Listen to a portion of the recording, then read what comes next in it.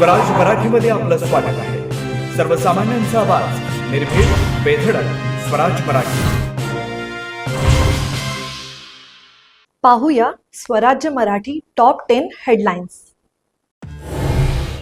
गुंड रमेश म्हात्रे पोलिसांना शरण. मुंबई हायकोर्टाने जामीन रद्द करत आत्मसमर्पण करण्याची बजावली होती नोटीस. सोनम वांगचुक यांच्या पत्नीची दिल्ली हायकोर्टात याचिका. सोनम वांगचुक यांना खासगी रुग्णालयात नेण्याची मागणी, तर उपचारांना सहकार्य करा, दिल्ली हायकोर्टाचे आदेश. दिल्लीतील जंतर मंतरवरील आंदोलनाला पाठिंबा देण्यासाठी ठाकरेंच्या शिवसेनेचे आज मुंबईत आंदोलन. उद्धव ठाकरे, आदित्य ठाकरे उपस्थित राहणार. राज ठाकरेही सहभागी होण्याची शक्यता. नीट परीक्षेतील गुणपत्रिकेच्या गोंधळाविरोधात पालक हायकोर्टात घेणार धाव. पुण्यातील विद्यार्थी आर्यन चव्हाणचे वडील कोर्टात जाणार असल्याची माहिती. याचिकेत एनटीएला पक्षकार करणार.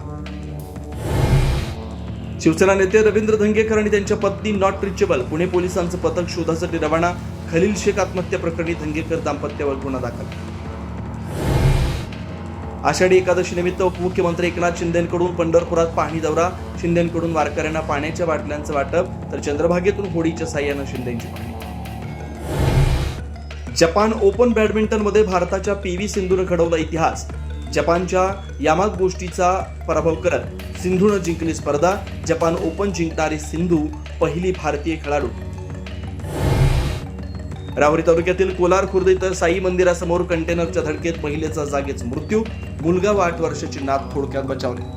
आता इथेच वेळ झाली थांबण्याची. भेटू पुढील अपडेट सोबत. चॅनलला लाईक करा, शेअर करा आणि सबस्क्राईब करा.